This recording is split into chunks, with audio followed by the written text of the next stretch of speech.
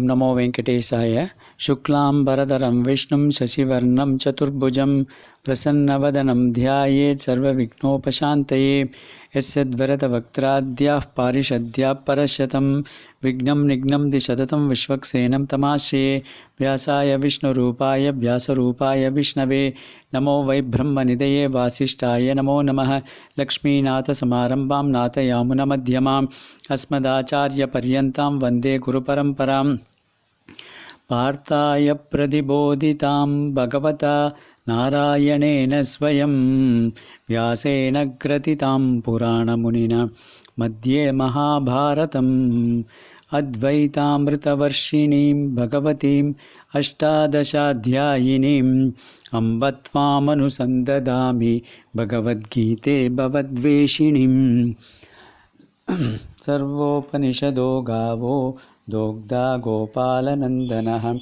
Partho Vatsas Sudhir Bhokta Dugdam Gitamritam Mahat Vasudeva Sutam Devam Kamsa Chanura Mardanam Devaki Paramanandam Krishnam Vande Jagadgurum Sarvadharman Parityajya Mamekam Sharanam Vraja Aham Tva Sarva Papebhyo Mokshayishyami Ma Suchaha Om Sahana Vavatu Sahanau Bhunaktu Sahaviryam Karavavahai Tejasvina Vadhitamastu Ma Vidvishavahai Om Shanti Shanti Shanti Om Namo Venkatesaya. My pranams to everybody. Our religion is called, religion is called as Hindu Matam. But that was a name given by outsiders, the Westerners, when there are multiple religions in this world. But there is the word Hindu is nowhere found in any of our scriptures. Our religion is being called as Sanatana Dharma. Sanatana means ancient, the most ancient, because it has been there right from inception of this universe itself. It's also called as Vaidika Matam. Why is it called Vaidika Matam? Because Vedas are the foundation of this entire religion. So whatever is, they are like the backbone. Whatever is contained in the Vedas is accepted by us, and what is not in the Vedas is not at all accepted by us. So that's why it is called as Vaidika Matam. Now these Vedas are like theoretical knowledge. So that means, in science we have got both theory as well as the practical knowledge. For example, when you see that, the water, the equation for water is 2H2 plus O2 gives 2H2O. That is in theory we read in this, the classes. Then we don't accept it as this. No? We go to the practical classes and then we do an electrolysis of the water, and then we find that finally you get the 2 units of hydrogen and 1 unit of oxygen gets released when you do the electrolysis of water. So then you accept, yes, this whatever theoretical knowledge is contained is true. Similarly, the Vedas are the theoretical knowledge, and then the Puranas and the Itihasas, the Smritis, all these things are all the practical aspects of this knowledge. That means, for example, when you say that, Pitru Devo Bhava, that's what is contained in this, this Taittiriya Upanishad. That means one should accept the father as a Devata, as a god. So how do we follow that? How to practice this thought of Pitru Devo Bhava is what is contained in Srimad Ramayana. That is the Itihasas. Srimad Ramayana talks about Ramachandra Murthy accepting the words of his father as gospel truth and then went to the forest as such. So that is Pitru Devo Bhava. So all these Puranas and Itihasas. And also another reason is when this the Vedas can be chanted only with certain amount of, there are certain restrictions, injunctions, only not all people can chant Vedas. And also it's very difficult for one to clearly understand the meaning of these various Vedas. And that's why the Rishis and the Munis in their wisdom thought that the message of these Vedas has to be conveyed to all the people in this universe, to the common man. And that's why that's why the Puranas and the Itihasas were written by the Munis and the Rishis. Now, among the Puranas Itihasas are a shade better than the Puranas because they are called as Itihas because they have been written by people who are contemporary to the events that happened in that in that situation. For example, Valmiki was very much present when Rama ruled this universe, this from Ayodhya. Similarly, Vedavyasa was very much present when the entire episodes of this Mahabharata took place. So that's why they are called as Itiha Asa. So among the Itihasas, Mahabharata is called as Mahatvatvat Bharatvat Mahabharata Muchi. That means it is great as well as it is very heavy in terms of its subject being handled, and therefore it is called as Mahabharata. It is also called as Panchama Veda. Panchama Veda is the fifth Veda.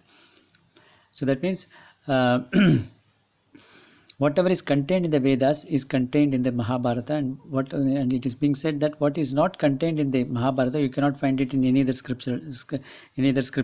So that is the comprehensiveness of the Mahabharata, and Mahabharata itself has got 125,000 slokas, and therefore it's very difficult for one to go through and completely understand the Mahabharata, what is being said in the Mahabharata, and therefore in this Kali Yuga, where we find a short of time, we want to see what is the essence of this Mahabharata.